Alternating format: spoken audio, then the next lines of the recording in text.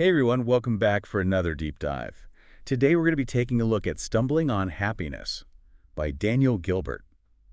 Have you ever thought like some big change was going to make you happy forever, but then that feeling kind of fizzled out? Yeah, like you thought you'd land that dream job and then be set for life, but Exactly. And Gilbert kind of digs into why we're so bad at predicting what will actually make us happy. yeah, it's really interesting. We all think we know what'll make us happy.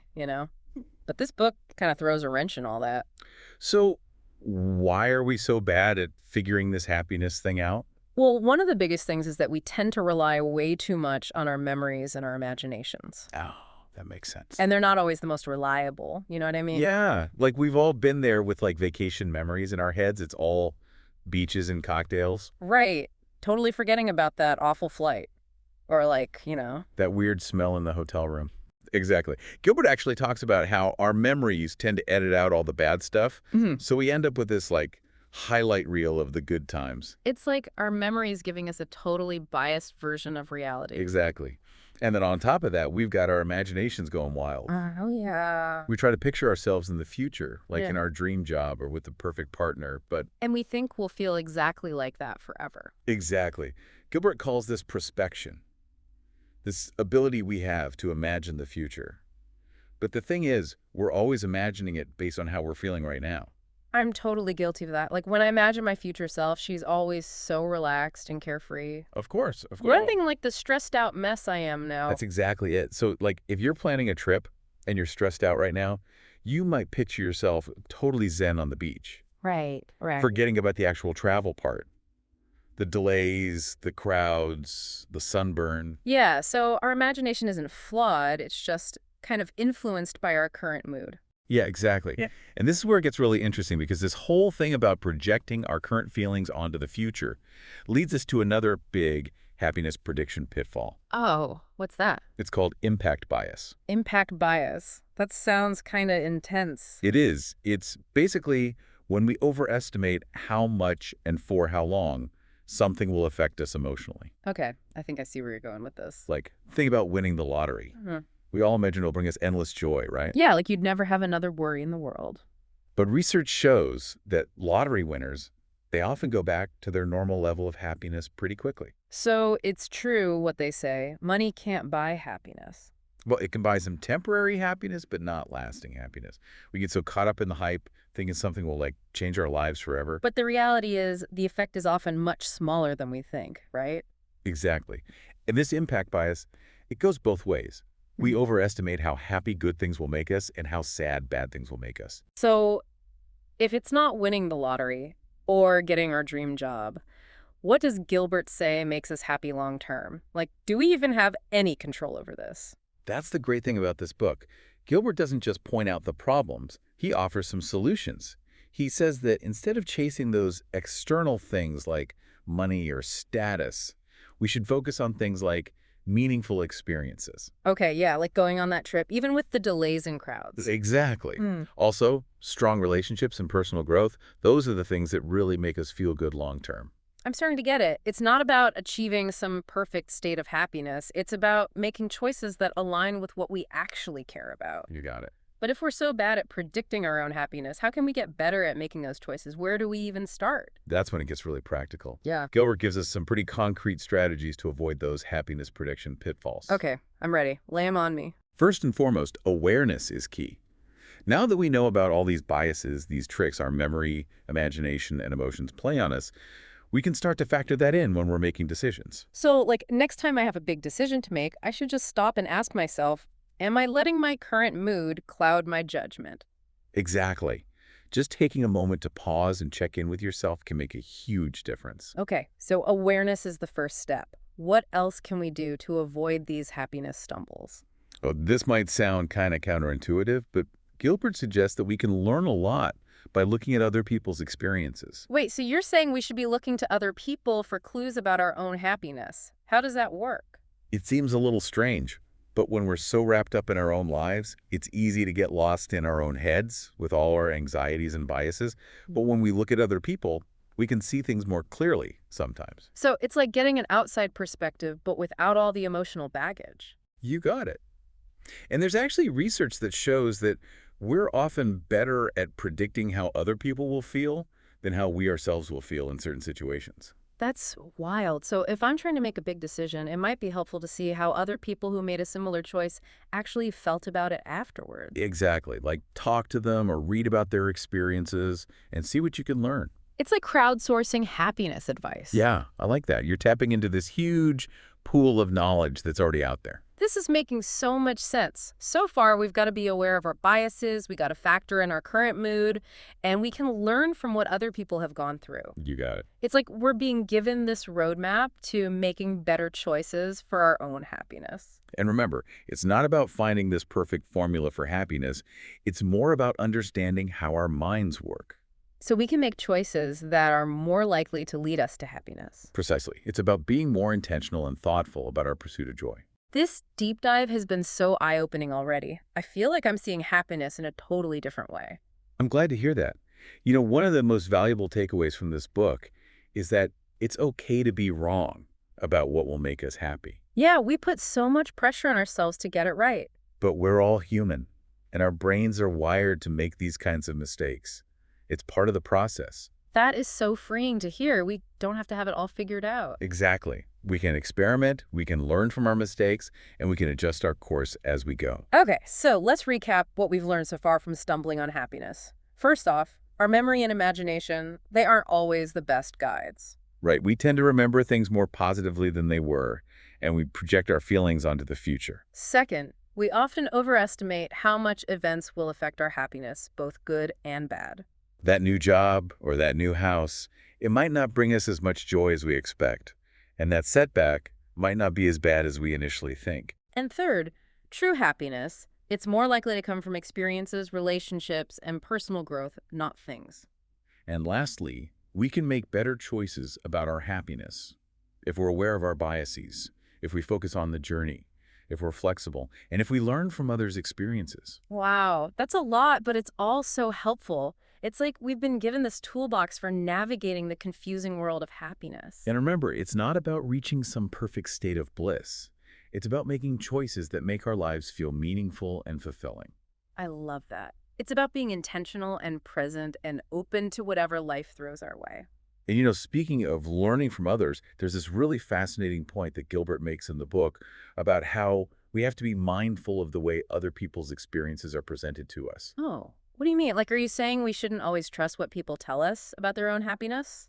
Not necessarily. It's more about recognizing that how we receive information can actually influence how we see things, Gilbert says. He says that the way stories are framed, like even just little things about how they're told, can totally change how we perceive them. So even when we're trying to learn from others, our brains can still trick us, huh? It's not so much tricking us as it is like simplifying things, you know? Yeah. Our brains try to make sense of the world, but sometimes that leads to biases. But now that we know about this, we can start to like question the information we're taking in, right? Yeah. Look for the whole picture, not just the easy version. So much of this comes back to awareness, doesn't it? Totally. Being aware of our own biases, being aware of how information is being presented to us, all of that. It's like the more we understand how our minds work, the better we get at this whole happiness thing. Absolutely. And you know, speaking of awareness, Gilbert also talks about how important it is to focus on the journey, not just the destination. Yeah, it's so easy to get caught up in that, like thinking, once I get that promotion, once I buy that house, then I'll be happy. But it's often the stuff that happens along the way that really makes us happy. That's so true. Like, it's that whole saying life is a journey, not a destination. Exactly. And focusing on the journey doesn't mean you can't have goals. Right, of course. It just means enjoying the process, like savoring the little things and being proud of how far you've come. It's about being present, right? Like, not just living in the future, always chasing the next big thing, but finding joy in the here and now. You got it. And this actually leads to another point that Gilbert makes. Being flexible and adjusting our expectations. Oh, yeah, I could definitely use some work on that. I think I'd be a lot happier if I didn't need everything to go exactly my way all the time. Yeah, we all could. Life is full of surprises, and things don't always work out how we want them to. Tell me about it. But the thing is, if we can embrace the unexpected, the detours, then we're more likely to find happiness, even when things get messy. So it's not about trying to avoid the unexpected. It's about like shifting our perspective, Right? right? Being open to the possibility that things might turn out differently than we planned, and that could actually be a good thing. Exactly. It's like embracing the adventure, even if it's not the adventure you thought you were signing up for. I'm loving this. So, to recap what we've talked about today, Gilbert's saying we need to be aware of our biases, focus on the journey, embrace flexibility, and learn from other people's experiences. Exactly. It's like he's giving us this whole new way of thinking about happiness. You got it. I think one of the biggest takeaways is that happiness is not a destination, it's a process. I love that. It's about making choices every single day that align with our values and help us feel good. It's about creating happiness, not waiting for it to happen. Exactly. It's about making a conscious choice to create happiness, not just stumbling into it. This whole conversation has been such a game changer for me. I feel like I'm finally starting to understand this happiness thing. Me too.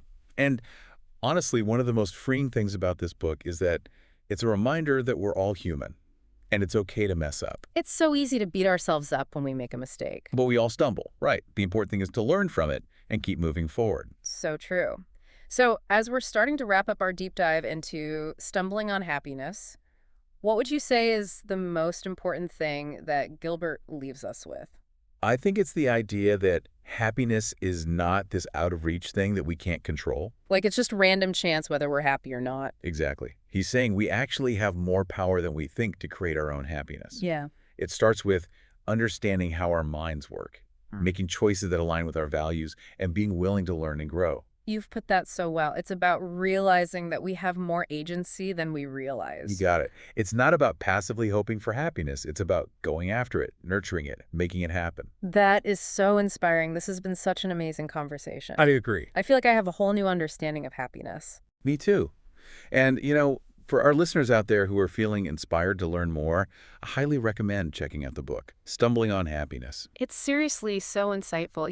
Gilbert's a really funny writer, too. Yeah, super witty. It's not some boring self-help book. It's actually a really enjoyable read. And what's really stood out to you the most from our deep dive today? I think for me, it's that reminder that even though we stumble, those stumbles can actually lead us to the best places. Like sometimes the unexpected turns out to be even better than what we had planned. Exactly. That's such a great thought to keep in mind. Well, that brings us to the end of our deep dive into stumbling on happiness. Thanks for joining us on this exploration of, happiness. It's been so much fun. We want to thank you for listening. Yes, thank you. And remember, keep the conversation going. What did you guys think? What resonated with you? How are you creating happiness in your own life? Let us know. And until next time, keep diving deep, keep learning, and keep searching for those moments of joy. You got this. Thanks for listening, everyone. It's like, we were just talking about how our brains can kind of trick us even when we're trying to learn from others. Right. Like, even when we're paying attention, there are still these mental traps we can fall into. It's kind of a lot to think about. It is. But the more we know about how our minds work, the better we can navigate it all, right? Totally. And that makes me think about something we talked about earlier, like how happiness isn't just about what happens to us, it's also about how we interpret those events. Yeah, two people can go through the same thing, but one person comes out feeling happy and the other, not so much. It's all about perspective, isn't it? It is. And our perspective is shaped by our beliefs, our expectations, all those things we bring to the table. So even though we can't control everything that happens in life, we do have some control over how we react to it. Exactly. That's where the power is. It reminds me of that quote, "Happiness is not a destination, it's a way of traveling." Oh, I love that one. It's like approaching life with a certain mindset, a willingness to see the good. So if someone asked you, what's the one thing I should take away from stumbling on happiness? What would you tell them? I would tell them, you are not stuck with your circumstances. Yeah. Like, you have the power to create happiness. It starts with understanding how your mind works, making conscious choices, being open to learning and growing. It's about taking ownership of our own happiness, isn't it? Instead of just waiting for it to come to us. Exactly. It's an ongoing process, not just some feeling that magically appears. This whole deep dive has been so eye-opening. I feel like I have this whole new framework for understanding happiness. Me too. And if you're feeling inspired to learn more, I highly recommend checking out Stumbling on Happiness. Yeah. Gilbert is such a witty writer. It's a really fun read. It is. It's not your typical self-help book. Not at all. Well, I think that about wraps up our deep dive into stumbling on happiness. We've covered so much ground today, from how our memory can play tricks on us to the power of learning from other people's experiences. It's been quite a journey. It has. And, even though we might stumble along the way, those stumbles are often what lead us to the most amazing places. That's a great reminder. Well, thank you so much for joining us on this deep dive. We hope you found it as insightful and thought-provoking as we did. And as always, we want to hear from you. What resonated with you the most? What are some ways you're intentionally bringing more happiness into your life? Let us know. And until next time, keep diving deep, keep learning, and keep searching for those moments of joy wherever they may be. Thanks for listening. See you next time.